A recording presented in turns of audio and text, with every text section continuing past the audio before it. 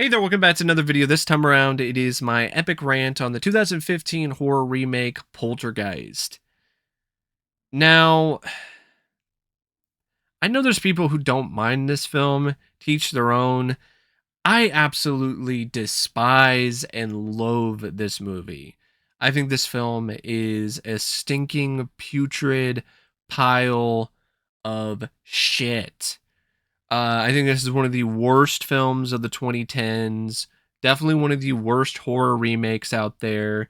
I think it's every bit as bad as something like the Fog remake or The Hitcher. Like, I really do feel that way about this remake. And I think it might be in part because I have a lot of passion for Poltergeist. The first Poltergeist is one of my favorite films. And this film doesn't even come close to even capturing a shred or a semblance of the same spirit and the same quality that the original Poltergeist had. And it's not even on par with Poltergeist 2 The Other Side or even Poltergeist 3. And that's saying a lot because Poltergeist 3 sucks. And it's also one of those films that when you watch it, you immediately forget the majority of the movie after it finishes playing because it's just such a nothing fucking film. And for me, as a fan of Poltergeist, that's so frustrating because it's like, why? Why even dig up the grave of this franchise and pop out another skeleton when there's literally no point to it? And it's even more aggravating when you do research and you see that there were other concepts and other ideas that the studio or the producers had in mind at one point that were infinitely better than this lazy hack job bullshit remake.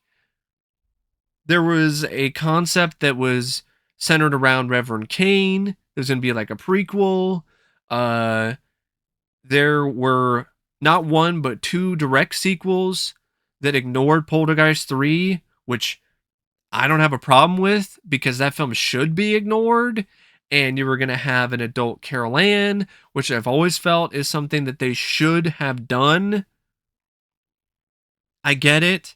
Heather O'Rourke is no longer with us, but there's a way to still honor her legacy and still have Carol Ann as a part of this franchise, but have her be portrayed by a different actress. Not having her back or not having her grow up or see her grow up is kind of sad, really. It's sad in a lot of ways because it's sad you never saw Heather O'Rourke uh, uh, uh, get that opportunity, but it's also sad that you never saw that character evolve past the point that she did in Poltergeist 3 when there were opportunities to do so. And with this direct sequel, there were plans to bring back Stephen and Diane. So they were even in talks to maybe get Craig T. Nelson and Jo Beth Williams back on board. And Michael Gross was one of the writers on one of the drafts of the sequel, but for whatever reason, the studio just completely changed their mind randomly and decided, no, we don't want to do a direct sequel. We're going to do a remake. Like, why? I feel like Steven in Poltergeist, when he finds out that they only moved the headstones with this movie, because everything about this film just makes me go, why? Why? Why? Like, it really does. It's that kind of thing where you're like, why? Even the marketing for this film was a massive fail. Remember the poster? The poster was just an up close shot of a creepy clown. And I was like, what is this? Polter Clown? I thought this was Poltergeist. I didn't know that this was like the next Child's Play or an Annabelle sequel or some shit. Like, what the fuck? Just this clown. I'm like, I know there was a clown in a pretty popular and scary scene in Poltergeist, but that doesn't mean that the clown is the star of the franchise, or that's what people think of when they think of Poltergeist. Yeah, when I think of Poltergeist, all I think of immediately is a clown. Which, it's kind of fitting because this film is one of those movies that just deserves a big clown nose, and because it's just a clownish crap fest. So maybe that's fitting because that's an accurate way to advertise this remake. So it's directed by Gil Kenan, who prior to this he did some decent stuff like Monster House, but his direction in this is it's steamroller flat. Like, there is next to no life or soul or spirit in this direction. It is completely indistinguishable from your average episode of A Haunting or any other generic ghost show on TV where they have reenactments of supposed true paranormal events. And that's a bad thing because the direction in a lot of those shows is very generic and very lackluster and also very low budget. And this film had a budget behind it, and it doesn't really look like that. In fact, there's a lot of shots in this that look really cheap. And none of the sequences that are supposed to be scary have any real palpable sense of tension or suspense. Anything that's supposed to be thrilling is tedious. The camera angles or perspectives or different camera techniques, they're not very varied. They're very limited in their scope. And all in all, like, not even a remotely capable director like Gil Kenan is really able to bring anything to this film other than pointing a camera at some actors and at some scenes here and there to try to, I guess, create some semblance of an atmosphere. But a lot of the time, the mood and atmosphere that it tries to create is just a very generic and banal light show with like blue lighting and purple light. Like, the lighting was just off to me. Like, it wasn't spooky, it wasn't creepy. It looked like something you'd see in a sci-fi film and not necessarily a horror movie. And the only other times where I thought the direction was at least kind of intriguing in terms of its perspective was some of the shots with the drone where it's going through the spirit world.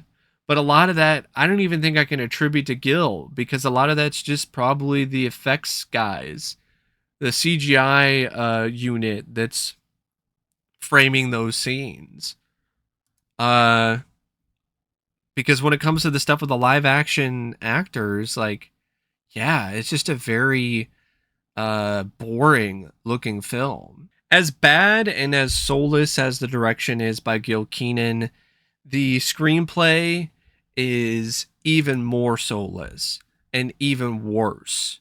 The script by David Lindsay Abaire is a spectacular, stupendous shit pile of a screenplay.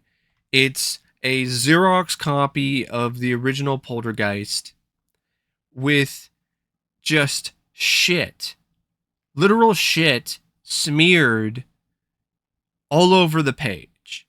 And when the writer ran out of shit to smear, they just came up randomly with ideas off the top of their head and just filled them in places. And they just crossed out names of characters and just wrote in some new names. And also, left a few scenes that people are familiar with the first Poltergeist, and only, left a couple crappy fingerprints on those. Like, didn't completely obscure it with feces. That is the script to me. It is shit. There are some pages that stink worse than others, but the stench is still abhorrent as a whole because it's a prime example of a pointless, lazy, lackluster, useless remake that doesn't need to exist. And it doesn't even do anything that new. It doesn't add really that much in terms of a new spin on Poltergeist, which makes it even more worthless. Like, why do we need this shit when there are a ton of other ghost films at this time and ones that are a lot better? Or possession movies. I mean, The Conjuring came out around this time. That's a great film. And apparently Rosemarie DeWitt, who played the mother in this, she wanted to do this film because she really liked The Conjuring. I'm like, yeah, The Conjuring is great, but I don't see James Wan involved with this screenplay. Now, do you? I don't see him in the director's chair. Instead, you got the guy who did Monster House, which is not really a serious horror film. And the guy hadn't directed anything in years either. The last thing the guy directed was that box office bomb that was City of Ember. So, but I don't even think James Wan could have saved this shit because the script is that bad and it stinks that much. I mean, it's so bad it even rips off Poltergeist 3. I'm not making this shit up. There is a scene in this film where the Dana replacement character, she goes into the garage and there's a puddle on the ground and ghostly spirit hands come out of it and grab at her. Yeah, same thing. Same shit. Just a different movie. Speaking of same shit, the entire plot is identical to the original Poltergeist. You have a family who lives in the suburbs and they encounter the supernatural, and at first they're kind of curious about it, but then ultimately they become scared, and there's initially a few little things that happen that are building up until things really escalate, and the daughter is taken to the other side, and the daughter's communicating through the television, and the daughter is being used by these spirits because they want her to be able to lead them to the light, or they want her for some other reason, but it's still pretty much the same fucking thing. They have to find some way to rescue their daughter, so they hire some outside person to help them, but instead of it being like parapsychologists who then bring in a spirit medium like Tangina, it's just this guy who hosts a reality show, a ghost hunting show, and he also happens to actually be a legitimate ghost hunter and psychic. And they even set things up in the same way. The girl gets taken and she gets pulled into the other side through her closet. Then a lot of the entrance to the spirit world is in the closet. And they even, the stuff in the script is even the same when it comes to getting the Carol Ann replacement, Maddie, out of the spirit world. They do the same thing with the rope, with the thing that opens up in the ceiling, and they throw the rope in there, or they throw the rope into the closet, and they have the thing that comes down from the ceiling, and instead of it being the mother who goes in and saves her daughter, it's the brother. Oh, and there's some stuff with a drone that's useless and does nothing, but is there because, well, drones are a thing in 2015, so let's throw a drone in there to be original. You even have the Tangina replacement guy say something like, "This house is clean." Like, oh, that's actually a catchphrase that this character has for his show. And yeah, you get the inkling that, oh, the suburb was built on a burial ground, or maybe that wasn't the case. I'm not 100% sure. I know there's a line of dialogue that references it at the very least.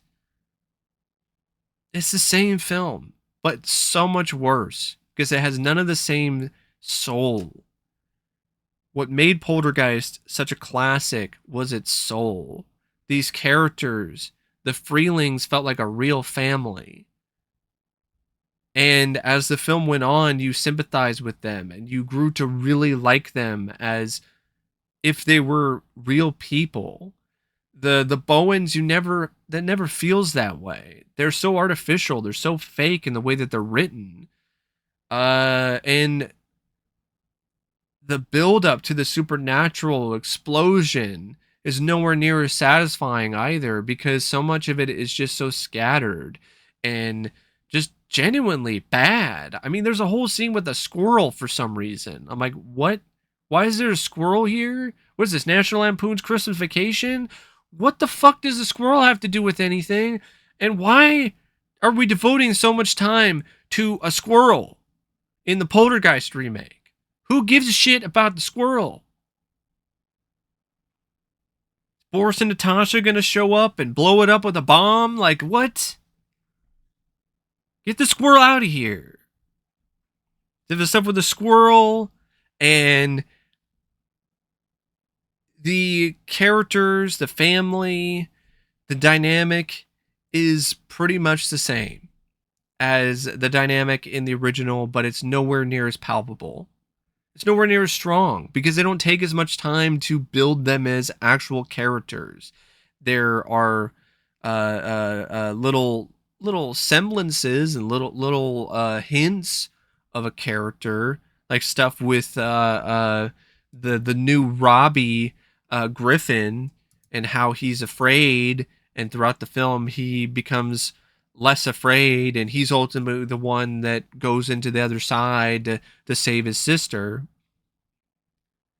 But other than that, like, there's not much. There's just these glimmers.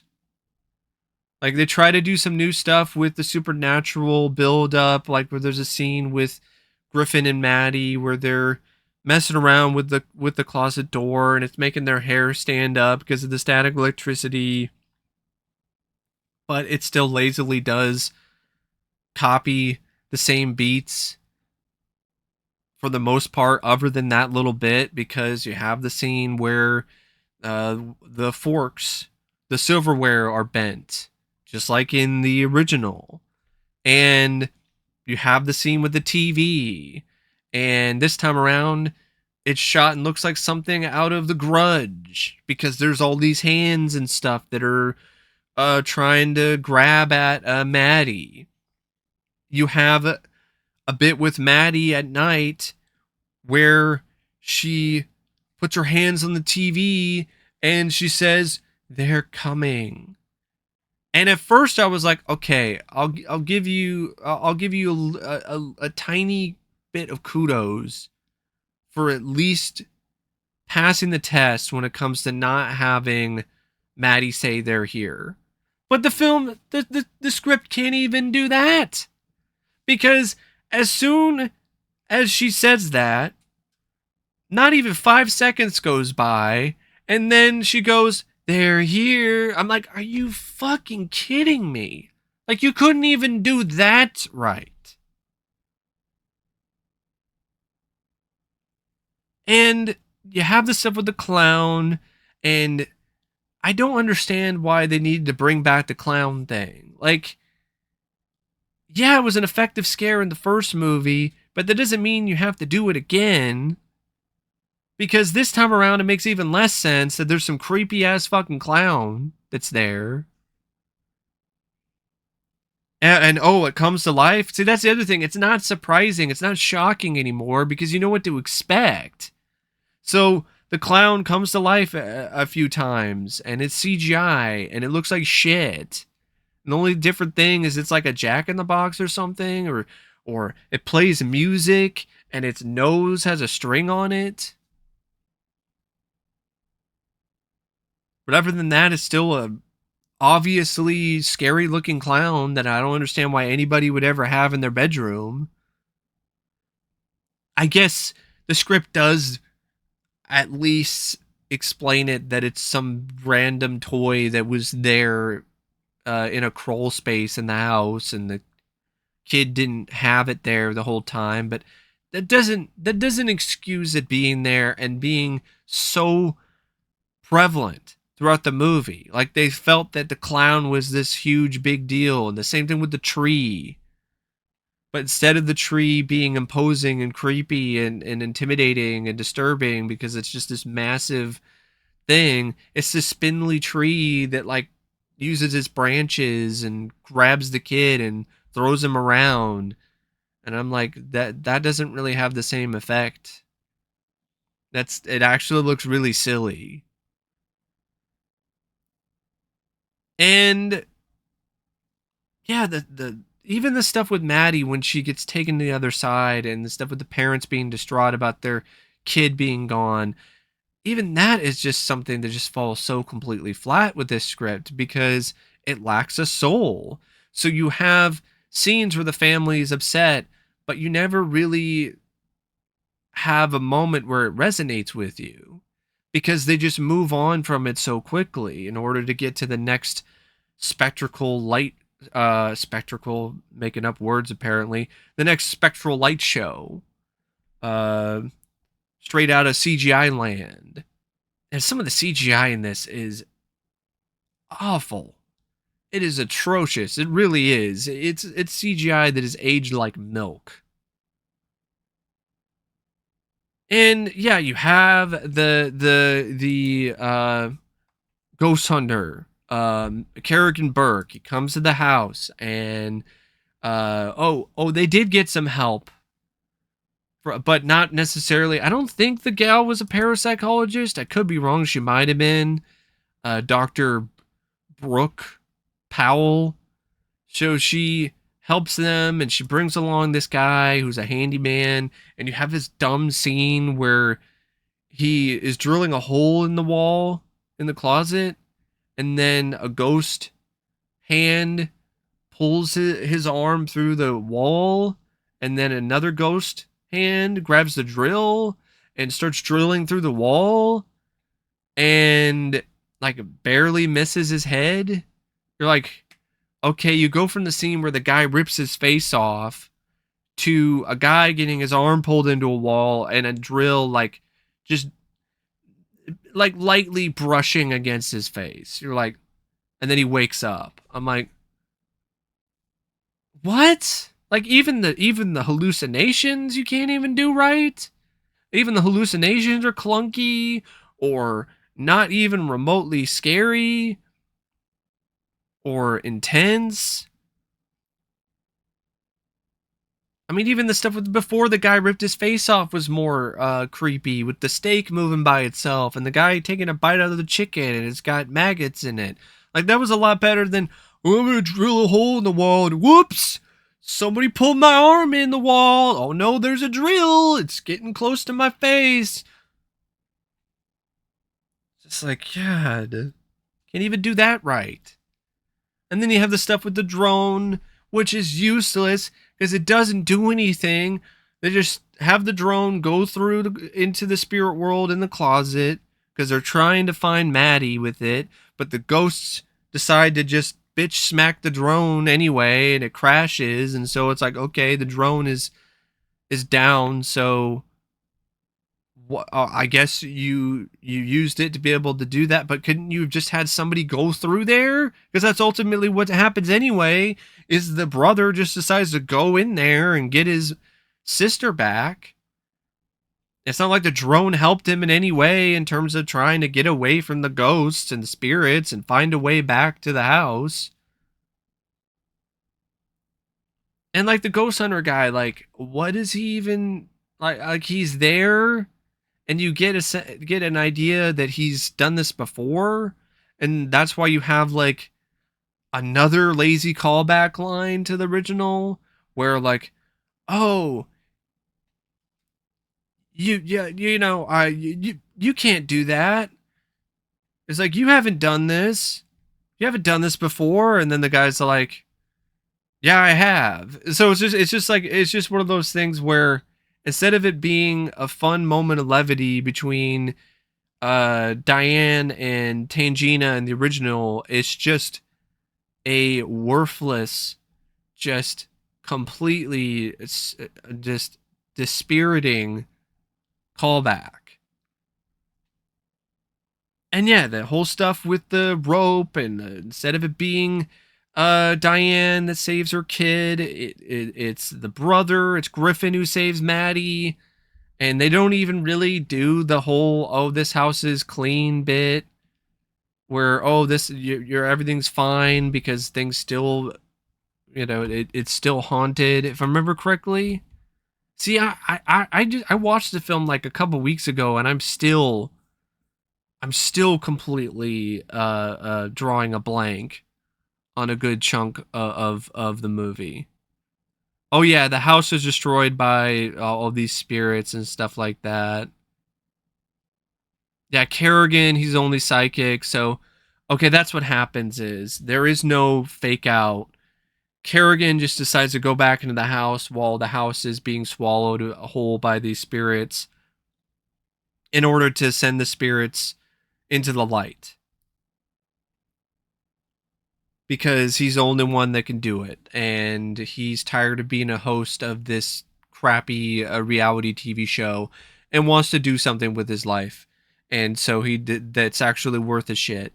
And so he decides to sacrifice himself. But that doesn't lead to anything because he doesn't actually sacrifice himself, because he lives, and then he is co-hosting the show with his wife, his ex-wife, who's now I guess his wife again. And I'm like, wow, you can't even let Kerrigan get his due here. Like, he can't even get his moment in the sun for more than 10 seconds because, oh, nope, he actually is fine.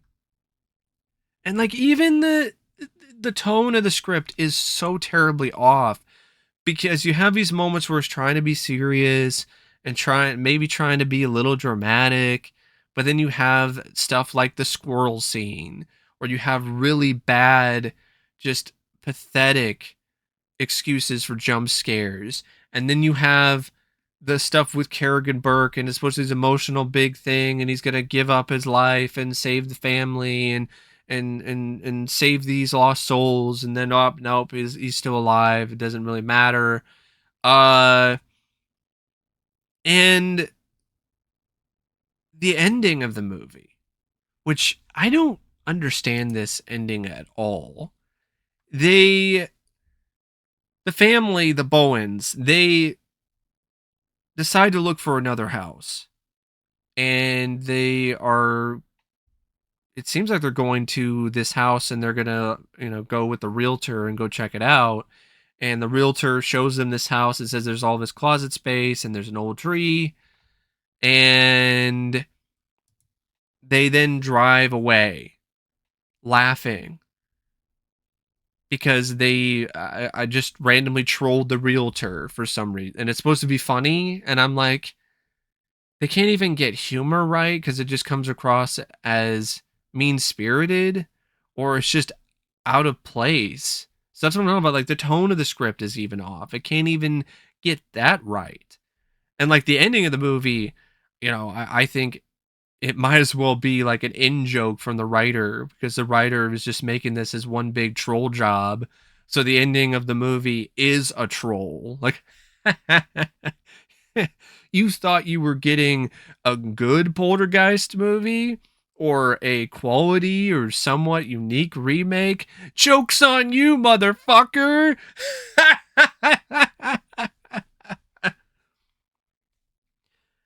Oh man, I really don't know what to say about that script. It's such a bad screenplay, and yeah, only the bare minimum of changes are made to the characters, to change the names, and the plot is still the same, but with just a few little new bits of tech, like a drone, even though it doesn't do anything.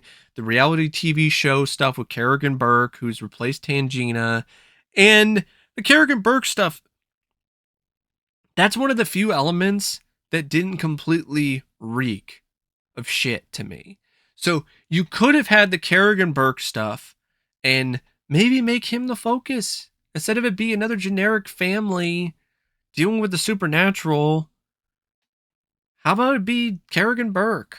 Have him be the lead, follow him around, and then eventually he winds up at the Bowen's house. And that's when it becomes a Poltergeist film. Is at that moment, and then you get a few callbacks to the original, but prior to that it's a completely unique story where you get to know this guy, you get to see the other times when he tried to clean a house and it hurt him, like that bit in the film where he shows his scars, which I liked that bit. So expand on that, because that's a hell of a lot more interesting and provides a different perspective than just, hey, let's have another family, but it's not the Freelings, and their daughter gets taken to the other side, and we'll just give you the same story as the original Poltergeist, but it sucks. So instead of doing that, like, do something different, because that to me, that's what a remake should do.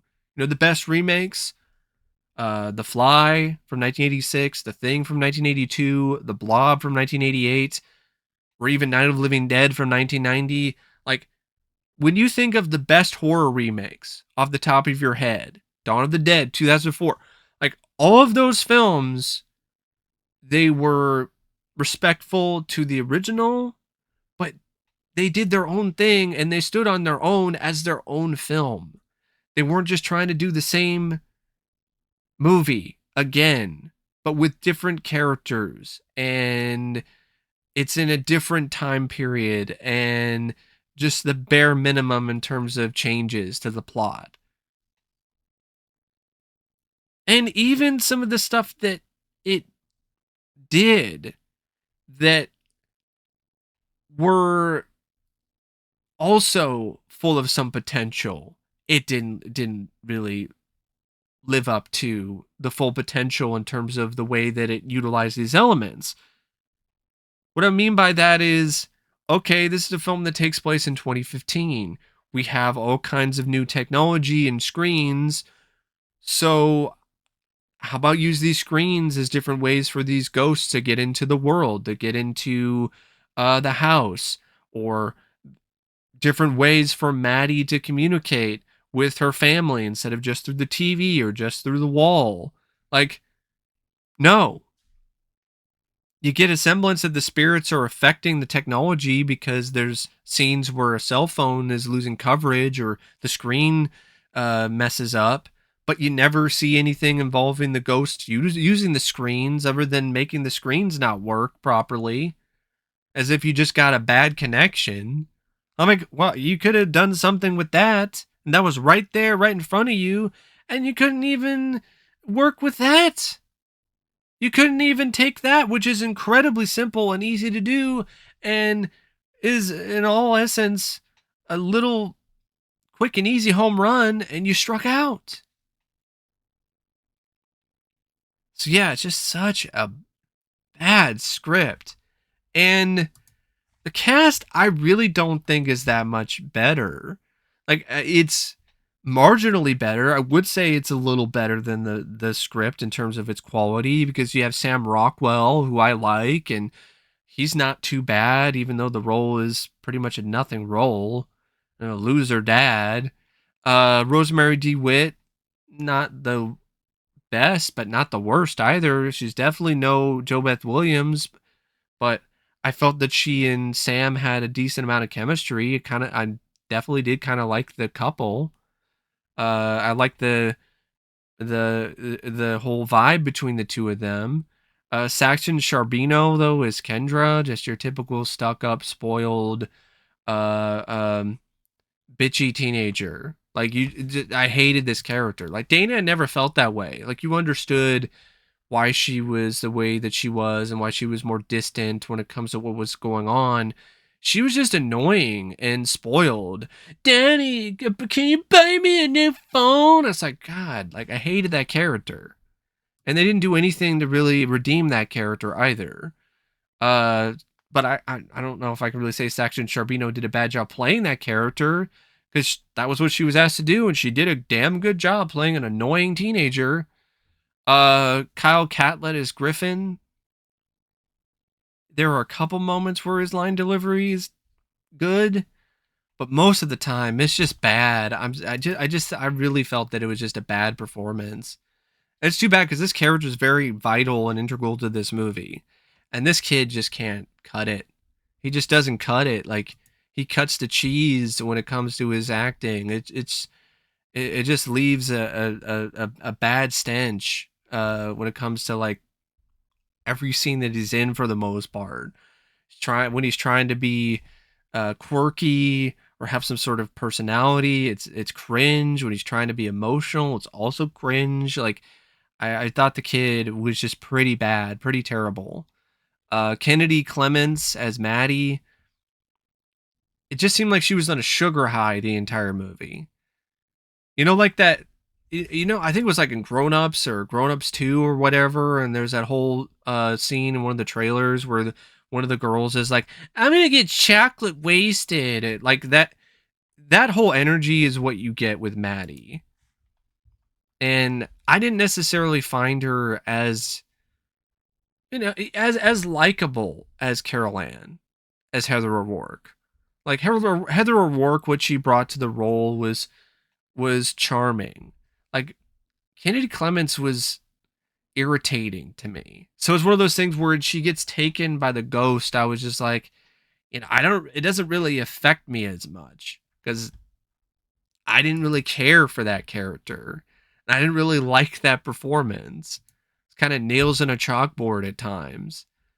Jared Harris's Kerrigan Burke, I liked it. I liked his performance. I thought he did a pretty good job. Just wish his character and wish his performance was in a much better movie. Jane Adams as Dr. Brooke Powell, serviceable. Nicholas Braun as Boyd. I don't even remember. Was he the guy who got his arm stuck in the wall?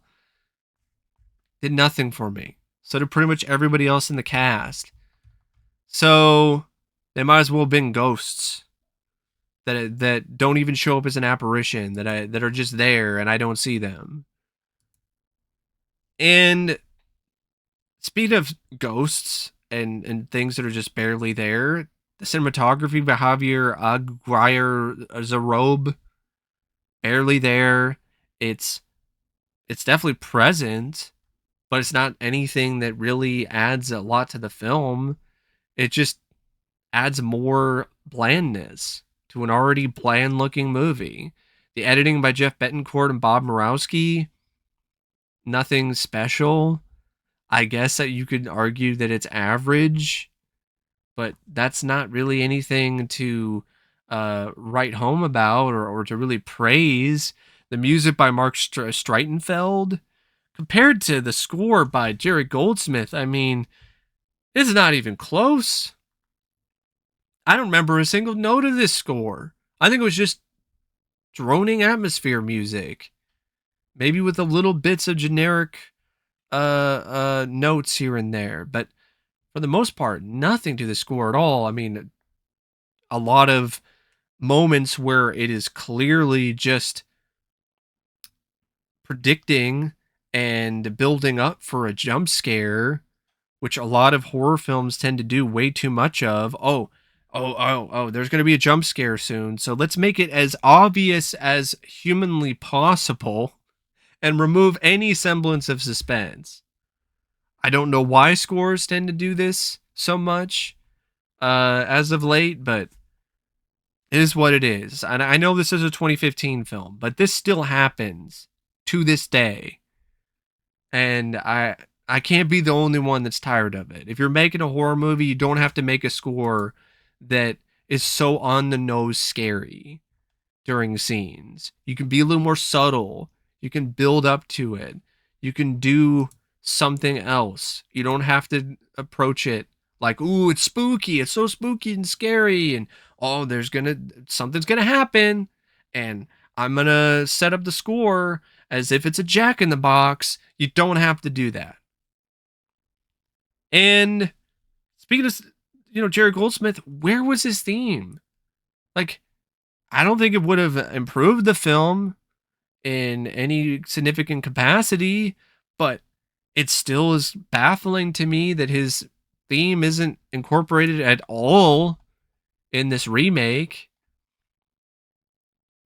And even for a film that's like 93 minutes, it still drags.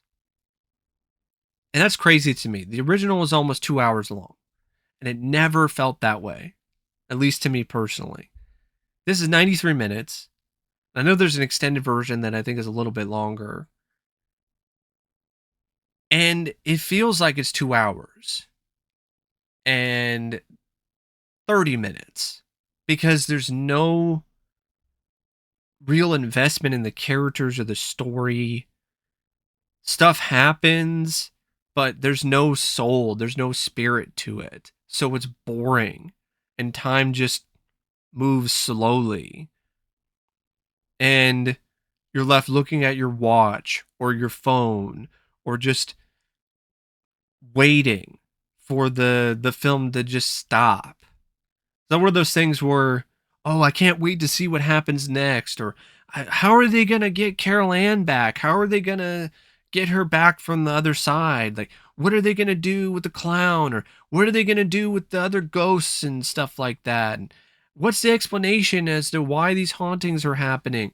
No, there's none of that.